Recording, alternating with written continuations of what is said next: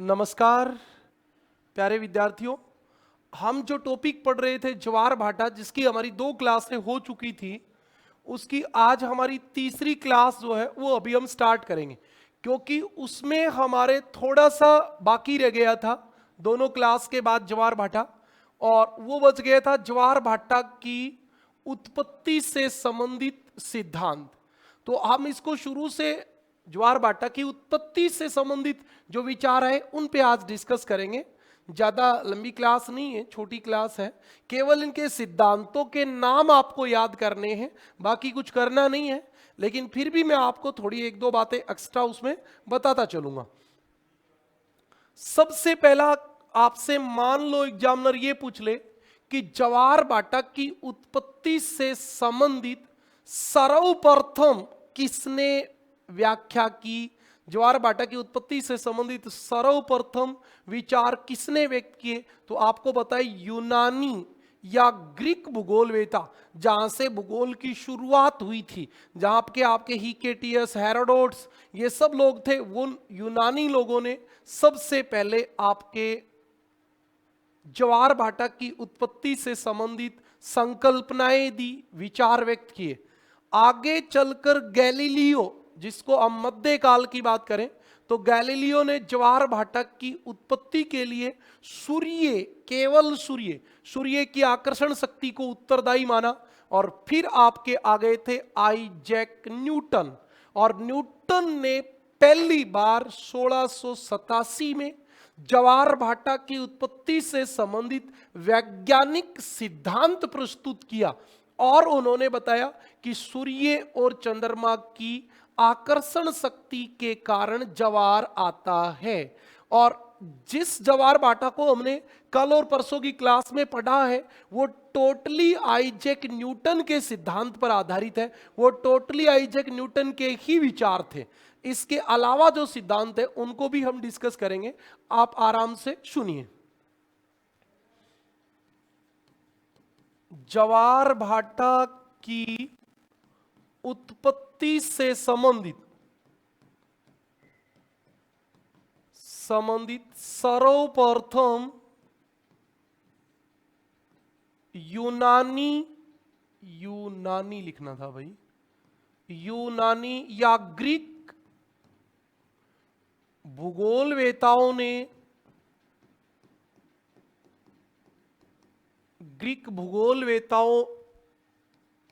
ने अपने विचार रखे। किसी पर्टिकुलर विद्वान की बात हम यहां नहीं करेंगे, वो हम भौगोलिक विचारधारा थॉट वाली बुक जो पढ़ेंगे ना, वहां मैं आपको पर्टिकुलर व्यक्ति की बात बताऊंगा कि किस व्यक्ति ने क्या कहा। यहां हम जो बात कर रहे हैं वो सब सामान्य बात कर रहे हैं। इसके बाद मध्यकाल में इटली के वैज्ञानिक, आपको पता है गैलीलियो, दूरबीन की खोज गैलीलियो ने की थी। इटली के वैज्ञानिक गैलीलियो, सौर कलंक की खोज गैलीलियो ने की थी। गैलीलियो ने ज्वार भाटा की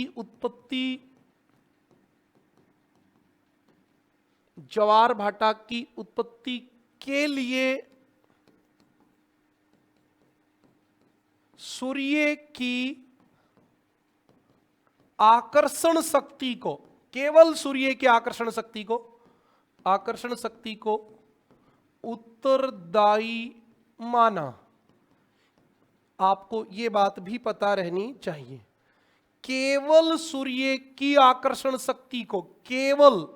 अभी जो हमारे सिद्धांत है उनमें चंद्रमा की आकर्षण शक्ति का ज्यादा योगदान है, यहां केवल सूर्य की। लेकिन ये गैलीलियो की बात है।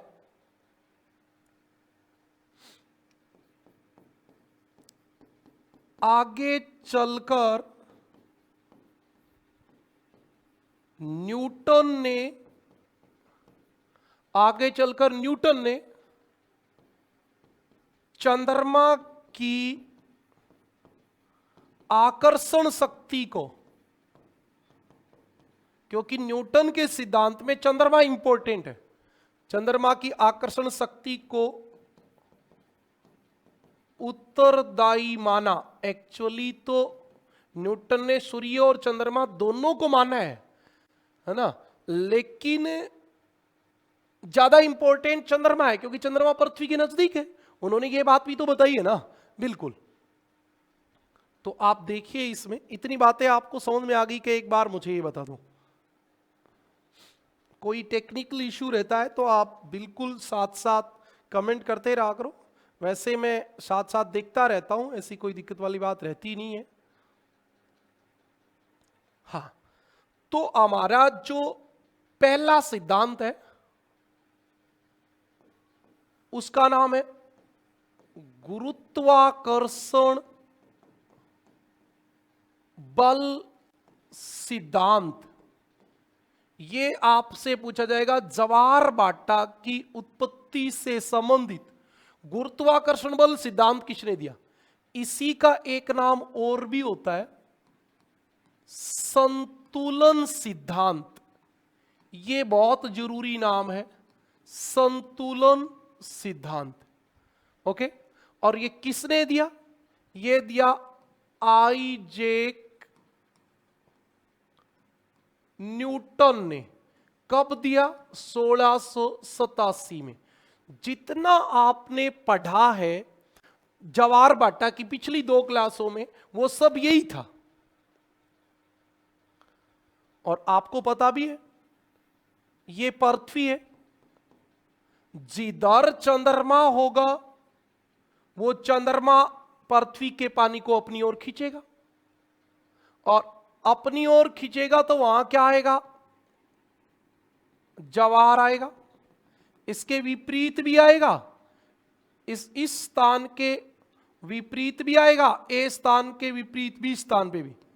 लेकिन ये वाला जो है वो गुरुत्व बल के कारण आएगा, ये चंद्रमा के गुरुत्व बल के कारण आएगा, जिसे आप अभिकेंद्रीय बल भी बोल सकते हो। अभिकेंद्रीय बल मतलब केंद्र से अपनी ओर खींचने वाला बल, और इधर वाले का नाम केंद्रा अपसारित बल, केंद्रा अपसारित बल नाम दिया। ये केंद्र अपसारित बल न्यूटन ने नाम दिया, ये बात है। तो न्यूटन महोदय ने बताया कि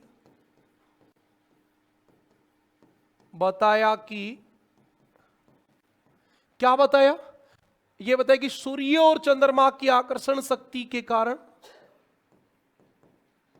सूर्य व चंद्रमा की आकर्षण शक्ति के कारण, आकर्षण शक्ति के कारण उत्पन्न अभिकेंद्रीय बल, अभिकेंद्रीय बल कौन सा बल? अभिकेंद्रीय बल वह ये वाला केंद्रा अपसारित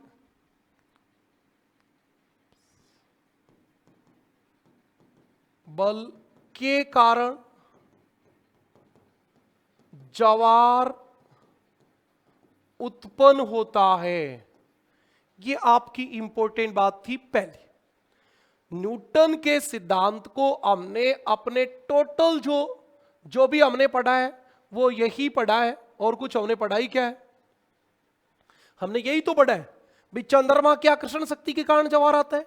जो भाग चंद्रमा के सामने आता है उधर वाले का नाम होता है दीर्घ जवार, और जो भाग चंद्रमा के विपरीत होता है उसका नाम होता है लघु जवार, लघु जवार। तो ये सब हमने पीछे की दोनों क्लासों में पढ़ा है। तो ये आपका पहला सिद्धांत था। नंबर 2 आपका गतिक सिद्धांत है। गतिक सिद्धांत, गतिक सिद्धांत ये 1755 में लाप्लास ने दिया था। 1755 में लाप्लास ने दिया। इसमें आपको केवल इतना ही याद करना है कि ज्वार भाटा की उत्पत्ति से संबंधित गतिक सिद्धांत डायनेमिक थ्योरी किसने दी? तो आपकी लाप्लास ने दी। बाकी इनके विचार में कोई सिस्टम था नहीं, इनकी बातें जो थी वो कोई ज्यादा अच्छी थी नहीं, तो इसलिए हम कोई विशेष बात इसमें करेंगे नहीं। तीसरे नंबर का आपका सिद्धांत था परगामी तरंग सिद्धांत।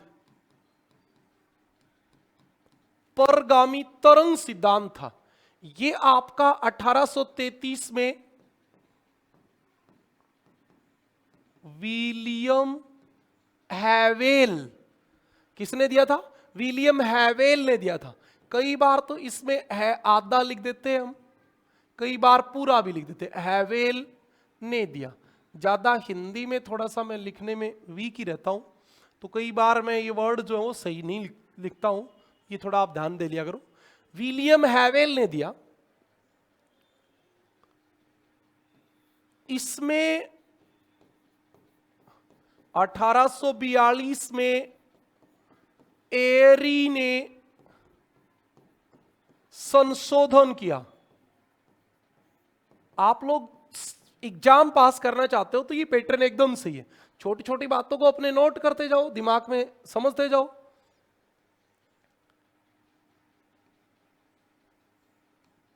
एरी महोदय ने इसे नहर सिद्धांत नाम दिया। यह सवाल पूछा गया है कि ज्वार भाटा की उत्पत्ति से संबंधित नहर सिद्धांत किसने दिया? तो आपको एरी और विलियम हैवेल दोनों बता देने, दोनों ऑप्शन में हो तो। अकेला हो तो एरी। अच्छा, अब आपको इसकी काम की बात बता देता हूं। इस सिद्धांत के अनुसार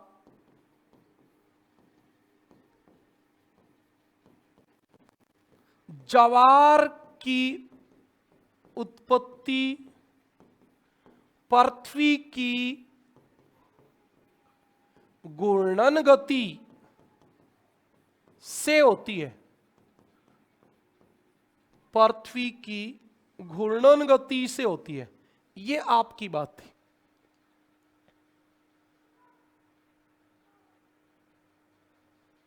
अच्छा, बहुत आसान बात है। ये कह रहा है कि ये पृथ्वी है मान लो, और ये ऐसे आगे घूमी, तो जो पानी इसके साथ नहीं घूम पाया वो पीछे जाएगा, और पीछे जाएगा तो ऊपर उठता हुआ पीछे जाएगा। नदी में पानी आ रहा है, आप उसमें हाथ ऐसे ले जाओगे तो पानी तो इधर जाएगा। वो जो ऊपर उठा भाग है वो ज्वार है। ये कह रहे हैं कि ज्वार जो है वो पृथ्वी की घूर्णन गति के कारण उत्पन्न हो रहा है।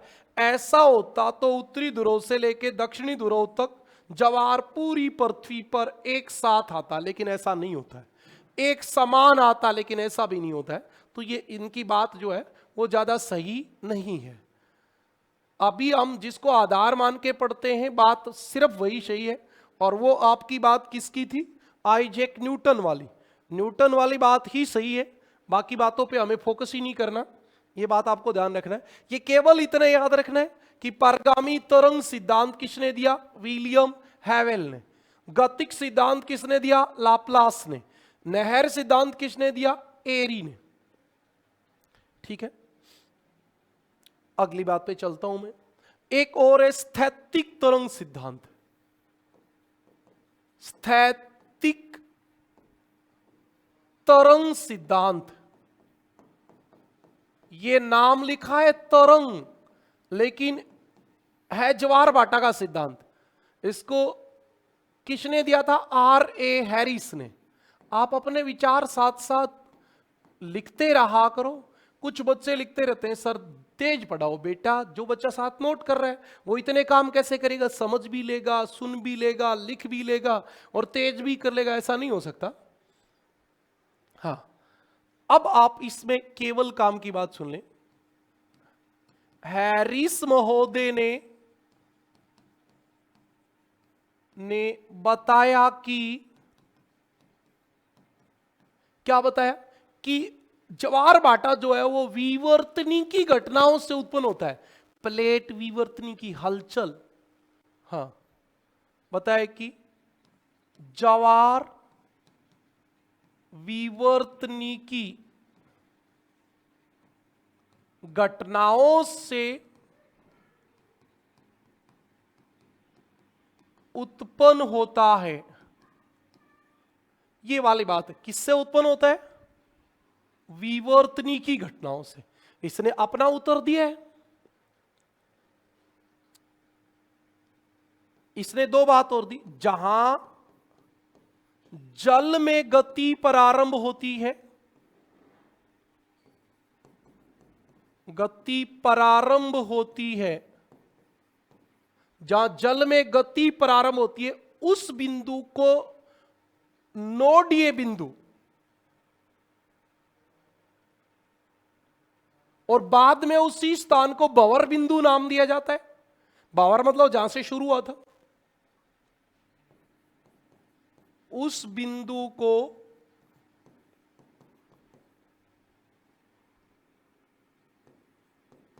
नोडीय बिंदु तथा बाद में उसे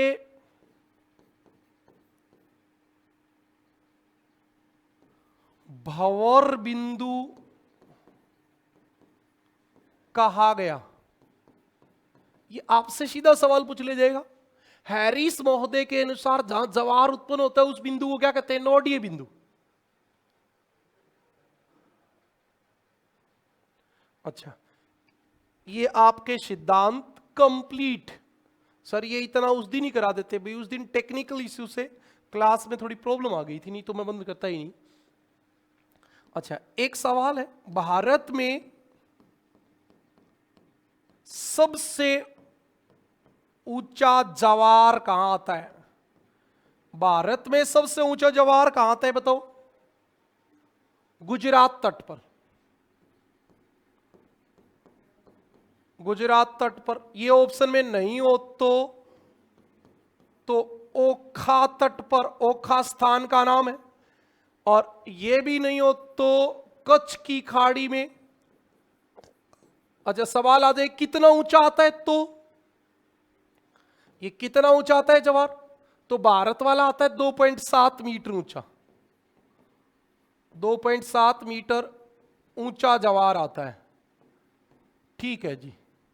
अच्छा, एक बात मैं आपको बतानी भूल गया था पहले ज्वार भाटा जब पढ़ा रहा था, तो एक स्थान है न्यू साउथ हैम्पटन में दिन में 4 बार ज्वार आता है।